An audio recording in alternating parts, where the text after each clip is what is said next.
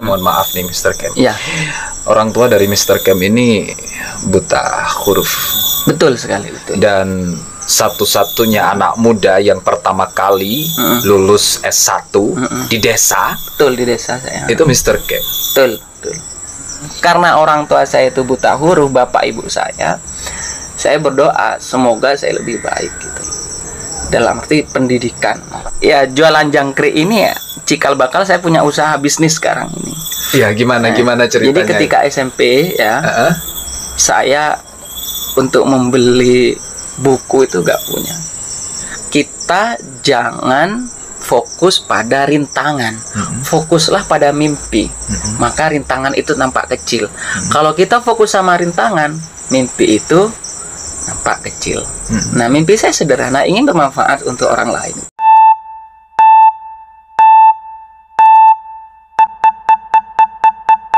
Saudara, tamu 0% podcast kali ini saya mengundang seorang akademisi yang saat ini sedang menempuh pendidikan doktoral S3 di UNESA, awardee BPI Kemendikbud 2022. Selain juga akademisi, beliau ini juga gemar sekali berwirausaha. Pendiri dari Chong Pizza, Pizzanah Oreng Madura. Langsung saja saya sapa dan saya perkenalkan. Beliau adalah Bapak Khairuddin, atau lebih akrab kita memanggil Mr. Kem. Betul, Mr. Kem. Ya. Apa kabar Mr. Kem? Baik, Mas Badrus, sehat, alhamdulillah. Mas Badrus gimana?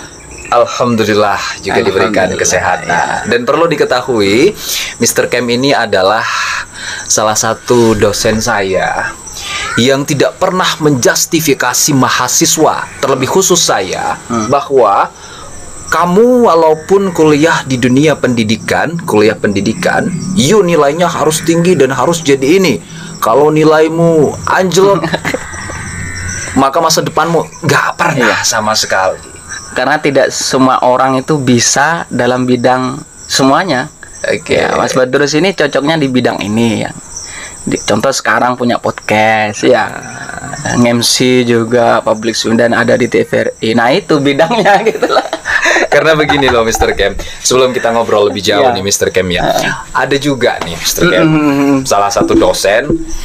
Nih Mas Badrus nih mau jadi apa? Kuliahnya juga gak begitu aktif, nilainya anjlok.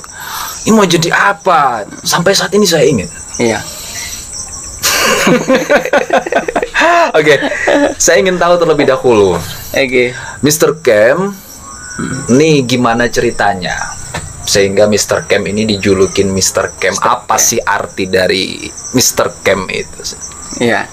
Jadi filosofinya Mr. Kem itu karena saya dari kampung. Kem itu adalah kampung. Kalau bahasa Inggris sebetulnya bukan kampung, village.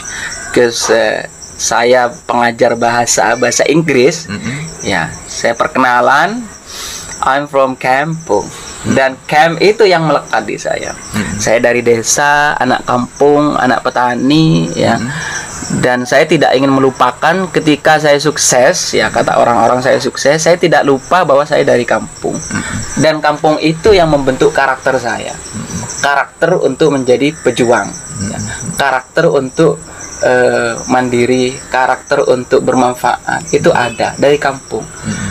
Dan kata kampung dalam bahasa Inggris kayaknya menarik nih. I'm from kampung, dan Mr. Cam gitu lah. Kalau Udin ya Mr. Khairuddin udah banyak. Ya Udin itu udah banyak lah. Ada Udin Asik, Jaya dan sebagainya. Banyak teman-teman yang cerita ke saya, Mr. Kem, bahwa asal mula Mr. Kem ini menginjakkan kaki di kota Bangkalan, ini penuh dengan cerita yang sangat menyentuh dan dramatis sekali ya. Betul. Mr. Kem dulu selama kuliah itu naik sepeda ontel dari rumah, begitu, ya kan? Nih kalau boleh tahu nih, Mr. Kem, apa yang menjadi dasar pemikiran sehingga itu bisa memotivasi Mr. Kem kuliah S1, S2 dan sehingga saat ini menempuh pendidikan S3 di UNESA nih? Apa Mr. Kem? Jadi pada waktu itu ya saya merasa bahwa ada kekosongan dalam diri saya. Lulus itu mau ngapain? Walaupun saya backgroundnya di SMK ya, saya bisa perbaiki mobil, motor, las listrik, desain bangunan bisa, multi talenta. Nah, kekosongan itu saya rasakan sehingga saya ketemu guru saya, wes kamu kuliah gitu. Saya tidak punya informasi, akhirnya saya ke Bangkalan naik sepeda ontel dari Tanah Merah. Dari Tanah Merah. Betul sekali. Sepeda ontel. Pakai sepeda motor dari Tanah Merah ke Kota Bangkalan ini kurang lebih 30 menit. Ya, kalau baca Yasin itu 5 sampai 7. Itu pakai sepeda. Iya. Tiap hari. Iya, dan saya sambil baca ngaji lah baca. Oke. Jadi sekali lagi selama kuliah kan saya pakai sepeda ontel. Ya. Tapi bukan itu maksud dari kuliah itu. Bagaimana saya berhasil. Di awal tadi saya punya lingkungan yang sangat nyantri pesantren karena di lingkungan saya itu kalau lulus SD atau SMP itu langsung ke pesantren. Dan saya pengen sekolah gitu. Sekolah setinggi-tingginya karena memang saya ingin lebih baik daripada orang tua saya. Dan ketika di kampus ya ada yang ngebully? Ya pasti itu banyak. Waktu itu saya pernah menjabat ya di presiden mahasiswa ya. Ada adik tingkat saya bilang, Presma kok pakai sepeda ontel. Ya. Tapi saya tidak jawab langsung, tapi saya buktikan dengan prestasi. Saya lulus walaupun IP nggak cum laude, tapi menjadi mahasiswa terbaik itu kenang-kenangan terindah gitu loh. Ya. Luar biasa sekali. Dan juga ada yang menyampaikan ke saya, mohon maaf nih Mr. Kem. Ya. Orang tua dari Mr. Kem ini buta huruf. Betul sekali, betul. Dan satu-satunya anak muda yang pertama kali lulus S1 di desa. Betul, di desa saya. Itu Mr. Kem. Betul. Itu gimana ceritanya? Ya. Jadi sebetulnya saya kuliah itu juga terinspirasi oleh kakak saya, kakak di tetangga sepupuan. Jadi dia kuliah di Surabaya, lulusnya. Kalau satu-satunya yang S2, ya S1 dia, baru saya yang kedua, gitu loh. Nah setelah saya itu banyak tetangga itu dulu ketika saya belajar itu mereka membuli, mau kemana? Guru sudah ada, presiden sudah ada, mau kemana? Sekolah tinggi-tinggi katanya. Saya buktikan. Nah saya buktikan akhirnya apa? Anaknya mereka sekarang belajar ke saya. Kursus bahasa Inggris. Seperti itu. Jadi orang tua saya yang menjadi motivasi terbesar saya. Saya harus lebih baik. Sampai saat ini. Karena orang tua saya itu buta huruf, bapak ibu saya berdoa semoga saya lebih baik gitu. Dalam arti pendidikan. Makanya saya kuliah ya. Awalnya saya sekolah SMA, kuliah. Walaupun tetangga itu mencibir, mau kemana? Satu sisi secara ekonomi nggak mampu, ya, hanya punya tanah, tiap tahun panen bisa dapat bisa enggak, itu untuk biaya. Akhirnya ya saya kuliah sampai S2 ke Solo, Surakarta, itu pun masih diantar sama bapak. Kalau ke Tangkel yang naik bis itu diantar sama bapak. Dan bapak saya itu sama ibu ya. Walaupun secara ekonomi tidak mampu, pernah bilang Mas Badrus, bapak bimbor lo bisa beri PC ya, nggak bisa ngasih uang, tetapi kuncoman doa. Maka bagaimana mampu saya bisa kuliah gitu loh, tanpa doa mereka. Jadi saya punya moto di situ, katanya Agim gini, keterbatasan finansial itu bukan alasan utama untuk kita sukses. Itu yang saya pegang. Maka saya ke orang tua hanya minta doa, nggak minta uang untuk kuliah. Dan itu yang dijadikan bekal. Betul sekali. Sampai S2 sampai sekarang saya kuliah. Ada nggak suatu ketika, suatu masa begitu yang membuat Mr. Kem ini hampir memilih untuk menyerah? Berhenti. Ada, ya. Pada waktu itu, ya. Pada waktu itu saya dan teman-teman ya mengalami apa ya? Pasti semua mahasiswa pasti mengalami itu. Ketika sudah mau bayar gitu ya, mau kemana gitu. Ya itu Dan di akhir sesi itu saya berharap, ya Allah mudah-mudahan saya dapat rezeki karena saya kaya gitu. Akhirnya apa? Saya dari semester 3 itu sambil kerja, Mas Badrus. Cleaning service, iya. Cleaning service. Betul. Dari semester 3 saya cleaning service pada zaman S1. Waduh. Sambil kerja seperti karena kita kaya. Makanya tadi keuangan itu bukan alasan utama untuk kita sukses. Dan di sanalah ya Allah memberikan kita rezeki. Di situ. Sampai saat ini berhasil untuk mendapatkan beasiswa ini ya. Wardi BPI Kemendikbud 2022. Yang tidak kalah menarik, teman-teman. Selain dari akademisi pendidikan sehingga sekarang S3 begitu Mr. Kem, beliau ini juga gemar sekali dan tekun sekali untuk berwirausaha, entrepreneur. Saat ini sedang menjalankan bisnis, membuka jualan di trotoar nih dengan gerobak kira-kira ukuran 1,5 meter ya. 1,5 meter. Jualan pizza di trotoar, bukan di mall.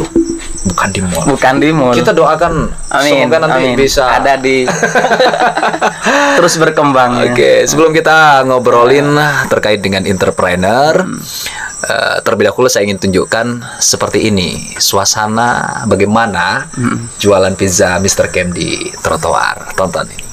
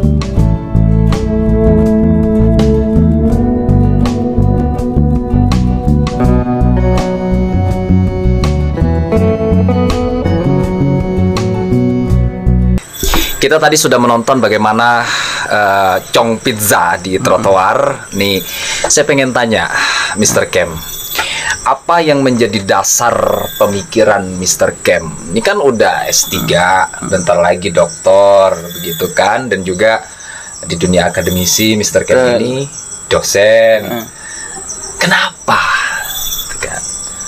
Kok memilih pizza di trotoar, jualan di trotoar? Kalau buka ruko begitu kan bisa, Mister. Betul, betul sekali. Nah, jadi di sini apa yang jadi dasar pemikiran? Dasarnya sangat sederhana karena saya punya jiwa entrepreneur. Ya. Jiwa itu ada sejak saya ada di SMP.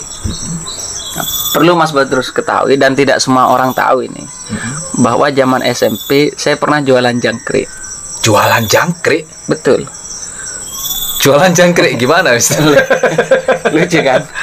Tetapi ya jualan jangkrik ini ya cikal bakal saya punya usaha bisnis sekarang ini. Iya, gimana ceritanya? Jadi ketika SMP ya, saya untuk membeli buku itu gak punya. Waktu SMP? Ya. Karena memang secara ekonomi ya orang tua petani, ketika membeli buku itu gak punya, saya muncul ide di lingkungan saya itu banyak jangkrik. Akhirnya saya mencari jangkrik, dijual ke Bangkalan. Pakai sepeda ontel juga? Enggak, ya pada waktu itu naik angkot. Naik angkot ya. Jualan jangkrik. Nah, pas nyampe di kota, di alun-alun hari Minggu itu, seminggu sekali ya. Bang, beli jangkriknya, dipanggil abang jangkrik. Abang jangkrik. Nah pulangnya ya, saya kan punya uang tuh, saya beli oleh-oleh untuk ibu. Sisanya dibuat beli buku. Iya. Itu SMP. SMP. Nah jiwa itu muncul ketika SMP. Nah, lanjut ya. Akhirnya saya di kuliah. Ketika kuliah, ya saya juga mengalami hal yang sama ke finansial ya. Tetapi saya kayak tangan kaki. Nah, akhirnya saya jualan batik. Ya, jualan batik di situ ya lambat laun sampai saya lulus, dan sampai sekarang saya punya istri yang punya bakat jiwa di bidang bakery atau kue atau roti dan sebagainya. Akhirnya ya tidak semerta-merta nikah saya buka pizza, enggak. Pizza ini terjadi ketika pandemi kemarin, Mas Batur. Ketika pandemi. Betul. Jadi kalau kita melihat pandemi ini sebagai berkah-berkah, setiap orang itu memutar otak. Yang awalnya tidak bekerja bisa bekerja secara online. Yang awalnya bekerja offline ke online. Nah, saya melihatnya di situ. Nah, singkat cerita, ya pizza di Surabaya itu datang ke Madura, menjajakan pizzanya. Kemudian anak saya beli, ternyata kurang cocok. Ya, bukan nggak enak. Ya, kurang cocok. Ya.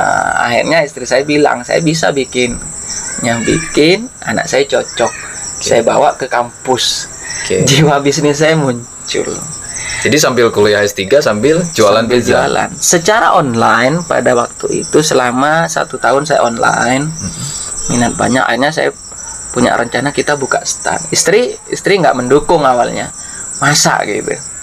Ya betul kata Mas Badrus, masa dosen jualan. Nggak mungkin lah. Dan kenapa di trotoar, Mister? Nah, cuma ya di sini lanjutnya ya saya mendobrak ya tradisi ya kita malu untuk berjualan. Karena gini Mas Badrus, kalau kita jadi guru itu nggak mungkin kaya. Jadi guru nggak mungkin kaya. Betul. Jangan mengharap kaya dari menjadi guru. Dari apa? Entrepreneur, bisnis. Terus untuk jadi guru, harapannya adalah? Guru kita mengabdi. Pengabdian. Iya, ketika ada honorer itu bonus. Nah, insya Allah berkah. Jadi profesi dosen ini hanya sampingan untuk mengabdikan diri. Betul, hanya sampingan. Jadi niat saya untuk jadi dosen guru itu bukan utama. Karena memang yang saya cerita tadi, dari SMP saya sudah jualan jangkrik. Nah, sampailah saya jualan. Awalnya saya jualan ya buka stand itu, gimana pangsa pasarnya respon, ingin tahu sistemnya. Dan alhamdulillah sekarang sudah 7 karyawannya, Mas. Sudah 7. Ya, 2 stand sudah 7. Ini promosi berarti ini. Gak masalah, Mister, gak masalah. Ini menarik sekali. Jadi kenapa buka di trotoar itu hanya ingin tahu pangsa pasar. Pangsa pasar. Nah, nih bisnis saya nih bergerak di menengah ke atas atau ke bawah. Ternyata ya tidak hanya masyarakat menengah bawah yang suka dengan pizza. Ke atas juga ada. Pernah diorder ya oleh anggota dewan, pernah. Terjauh bisa mengirim ke Pamekasan, Surabaya pernah, Sampang pernah. Terbanyak selama ini pemesanan sampai 400 box. Masih 400 box. Luar biasa ya. Sebetulnya pesan yang ingin saya ya sampaikan ke teman-teman dan orang-orang di sekitar saya itu bukan saya ingin cari kayanya, bukan. Tanda kutip.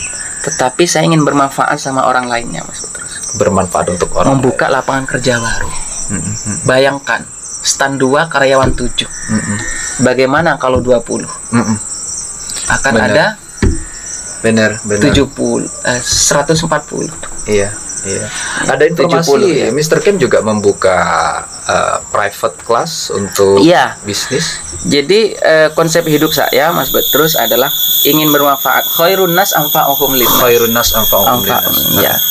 Ya, sebaik-baiknya manusia atau pemuda, kan masih muda nih. Iya, Mister. Mas Petrus masih muda apalagi. Bermanfaat bagi orang lain. Jadi saya pindah rumah, utama adalah saya ingin bermanfaat di sana, di daerah saya yang baru. Ya, akhirnya ya saya buka entrepreneur, saya juga buka Mentari Foundation. Jauh sebelum saya punya istri sudah ada yayasan itu, Mentari Foundation. Jadi di situ bidang kursus bahasa Inggris gratis. Gratis ya? Yes. Sekarang ditambah malah kursus entrepreneur, kursus wirausaha. Itu gratis juga. Gratis juga, mentoring 3 bulan sampai buka usaha. Gratis juga. Ya, tapi modalnya nggak gratis, dari sendiri. Dari sendiri. Minimal bisa buka usaha, walaupun hanya jualan gorengan. Yang susah itu membuka usaha. Kalau misalkan kita pengen kursus di sana nih, ada kaula muda yang mohon maaf nih di kampung, di desa-desa yang ada keterbatasan ekonomi tapi kemampuan dan keinginannya kuat, ini bisa dong bisa, sangat bisa. Baik itu bahasa Inggris ya dan entrepreneur wirausaha. Oke, saya cantumin nomornya Mr. Kem nih di bawah bisa. ini. Jadi pemirsa YouTube, teman-teman ya, kaula muda, milenial ya yang ingin belajar bisnis atau belajar bahasa Inggris ya monggo. Gratis nih ya. Gratis. Luar biasa sekali. Waduh, ini luar biasa sekali Mr. Kem. Sebelum kita tutup dan kita akhiri podcast ini, Mr. Kem, saya ingin ingin tahu nih. Betul. Mr. Kem, apa mimpi terbesar yang ingin dicapai? Jadi dari perjalanan saya itu saya sudah diasah mentalnya. Nah, tetapi mimpi itu kan sangat sederhana dan tujuan tertinggi. Makanya saya bilang tadi, kita jangan fokus pada rintangan, fokuslah pada mimpi. Maka rintangan itu nampak kecil. Kalau kita fokus sama rintangan, mimpi itu nampak kecil. Nah, mimpi saya sederhana, ingin bermanfaat untuk orang lain itu saja. Karena melihat keterbatasan secara ekonomi, tetapi saya kaya secara fisik ya. Itu yang menjadi mimpi saya. Membuka bisnis sebanyak-banyaknya, tidak hanya di bidang pizza, tapi ada bidang lain. Kemudian kontribusi ya tadi itu ada kursusan dan sebagainya. Itu bentuk mimpi saya, berkontribusi untuk masyarakat dan Indonesia. Bermanfaat bagi orang lain. Karena Mas Badrus, kita hidup sementara, hanya sekali. Kalau kita tidak bermanfaat, ngapain lagi? Gitu loh. Terakhir Mister, ya, ada pesan yang mau disampaikan mungkin? Ya, pesan saya adalah jangan berhenti untuk sukses walaupun secara ekonomi kita terbatas. Jangan menjadikan keterbatasan ekonomi sebagai alasan utama untuk kita sukses. Dan siapapun ya Mister, siapapun anak petani ya berhak. Siapapun berhak dan punya hak yang sama untuk sukses. Untuk sukses, betul. Siapapun, dimanapun, asal dari manapun. Asal dari manapun. Oke. Luar biasa seperti sekali. Mas Badrus ini luar biasa. Saya gimana saya? Ada di TVRI. Aduh, ya, amin.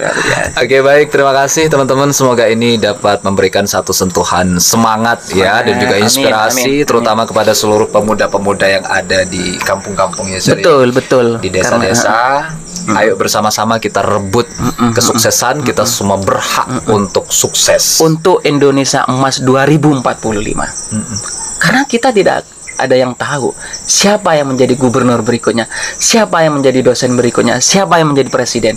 Bisa jadi dari teman-teman yang nonton podcast ini. Betul nggak? Benar. Amin. Luar biasa sekali. Terima kasih teman-teman. Dan terakhir nih saya informasikan juga bahwa mulai saat ini ya, mulai podcast ini tayang, 0% podcast akan kembali aktif mengudara. Yang kurang lebih 9 bulan ini vakum. Bisa dibilang berhibernasi. Harus terus ini karena 0% podcast ini sangat bermanfaat. Amin. Bermanfaat, menginspirasi yang lain. Luar biasa. Oke, luar biasa sekali dan terima kasih Sir. Sama-sama ngobrol dan hadir di 0% podcast. Sehat dan sukses selalu. Amin. Jangan jera-jera. Next time bisa mampir-mampir lagi di sini. Siap. Terima kasih teman-teman semuanya. Assalamualaikum warahmatullahi wabarakatuh.